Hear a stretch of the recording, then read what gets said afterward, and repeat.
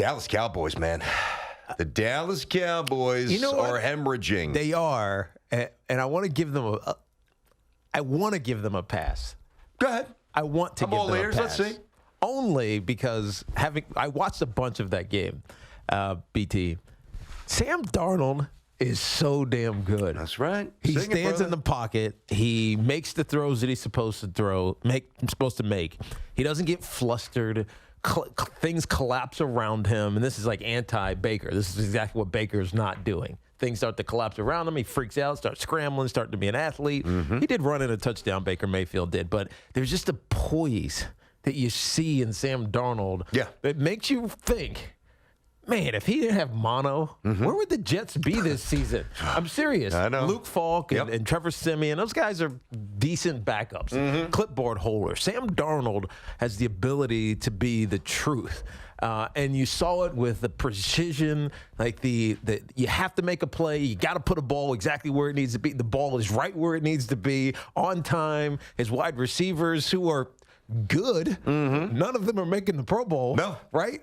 He's making them better. And on the flip side, and that's why I give the Cowboys a tad bit of a pass. On the flip side, the Cowboys don't have that in Dak Prescott right now. We know that they are they got hit by the injury bug because Randall Cobb didn't play. Thanks for telling me before I put him on my fantasy squad, Randall Cobb. Randall Cobb didn't play. Amari Cooper gets hurt in the first quarter. And all of a sudden, it's like, who's he throwing to? But a good quarterback, like Sam Darnold seems to be evolving into, makes those guys better regardless. Dak couldn't make those guys better. It was interesting. Like, as I was watching that game, that's what I was, like, juxtaposing in my mind. I was like, man, we just blew up Dak. We just said Dak deserved to make $30-something million. When he's got nobody, nothing's happening for him.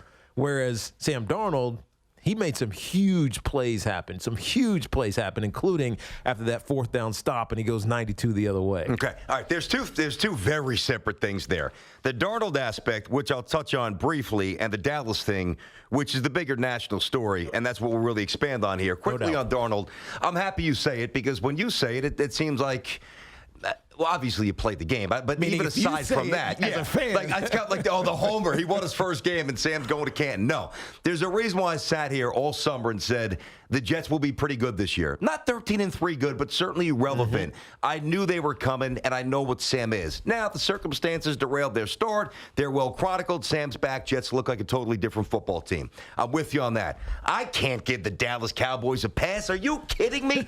By the way, CJ, it was a slight pass. No pass. Only because Sam Darnold played so well. Not even a modicum of a pass. Not even the thought that I might want to be willing to co-sign that statement to maybe give them a pass. They lost no twice. pass. They lost by 2. No pass. They lost by 2 on the road. Weren't ready to play. Pushed around. Injuries. Manhit. Hey, listen. A lot of teams deal with injuries. I understand that.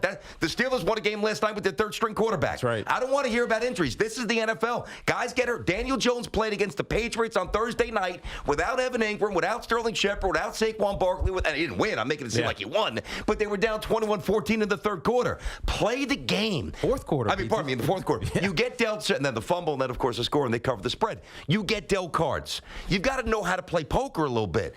And right now, you could tell. And listen, Can I go on a 3-minute bash job and destroy Jason Garrett? I could, but I don't need to, because I've never wavered from my ultimate point. And my ultimate point is he's not the guy. They were not ready. They were not animated. Schematically, they were a disaster. C.J. Mosley didn't play. Yeah, no. I mean, the Jets defense is okay. Greg Williams is innovative. Dallas looks lost. The one caveat, you beat the Eagles coming up, you're in first place. That's right. That's the one thing that changes the entire view of the whole vibe of their season. Which is telling about the state of the NFC East right now, BT, because the Philadelphia Eagles went to Minnesota and got destroyed. That one surprised me. That one shocked me, BT. Shocked me. I mean, I knew they had some issues in their secondary, talking about the Eagles, and we'll get to them a little bit later. But to get blown up like they did, by Stephon Diggs, who went for 164 yards, 160-something yards and 3 touchdowns and a couple of big-time shots from Kirk Cousins throwing the ball downfield, basically wide open, was shocking to me from the Philadelphia Eagles' standpoint. But you're right. I think the Dallas Cowboys, as bad as they've played and lost 3 in a row in a serious slide right now, they're 3-3, 500 on the season.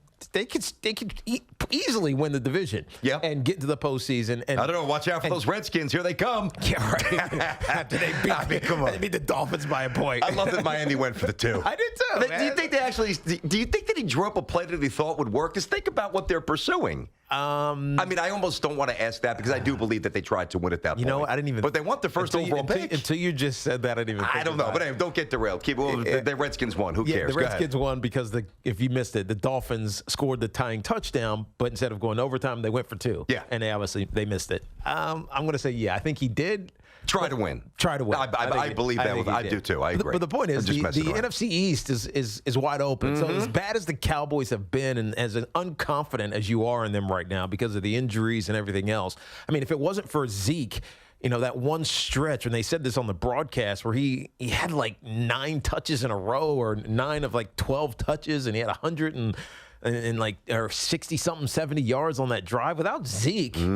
What are you excited about? What do you mean, a 40-year-old Jason Witten is going to really get you into the end zone for the 2 to 40 points a week? Come on, Jason Witten looked different from 3 weeks ago, where we felt like this Cowboys team was one of the best teams in football. It's just the convoluted nature of the NFL this season.